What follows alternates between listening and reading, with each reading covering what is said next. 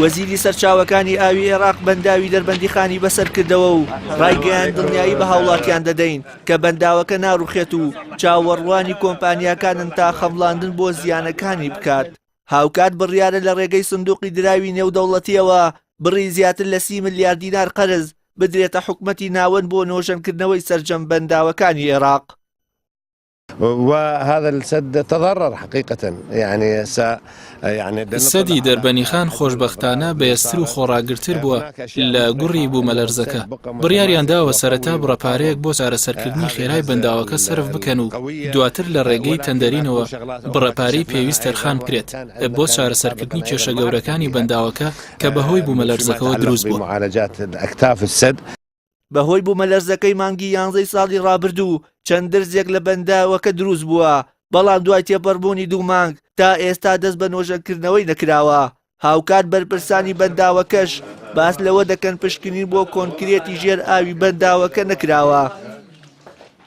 بۆ ئەم کارانە هەندێک کاری سەرەتاییمان کرد وەکو پڕکردنەوەی ئەو درزانەی کە لەسەر بەنداوەکە دروست بووە بۆ ئەوەی ئاوی باران نەچێتە ژێر تەنی بەنداوەکە و کارەساتی لێ بکە و هەروەها چاکردنەوەی هەندێک شوێنی کەشکاوە لە جادەکان بەهۆی بوومەلەرزەکەەوە چەند شەقێکی تێبوو ئەویش بەقیر پڕمان کردوێتەوە بۆ پاراستنی تەنی بەنداوەکە لە ڕووداوی باران و ئەوانە. دیانەکان وەکو خەمڵاندن لە بیدایە تا بە نزیکەی 15 ملیۆن دلار خەڵدراوە، بەڵام تا ئێستا نزیکەی 1 ملیۆن دلار لە حکوومەتی و 3 ملیار دلار لە حکوومەتی بەغاوە تەرخان کراوە. ناوی ئەو شەریکاتە نێردراوە بۆ بەغدا ئێستا سەرقاڵی ئەوەنە شەریکاتەکان بانکێش بکرێن، داوت بکرێن بێن کارەکان کاری ئیستیشاری پێکاری ئامادەکردنی کشوفات بکەن کە ئەو کارەش چەند مانجێکی دەوێت تەواو بوو. ئەوجا ئەو شەریکاتانە دێن کارە بە پەلەیە کارەکان هەندەسیەکان دیاری دەکەن کە پێویستە لەو بەنداوی بکەن بۆ بنبڕکردنی ئەو زەرر و زیانی دایت و هەروەها پاراستنیشی لە دوا ڕۆژدا ئەو کە دیاریکردنی مەبلەغێک کە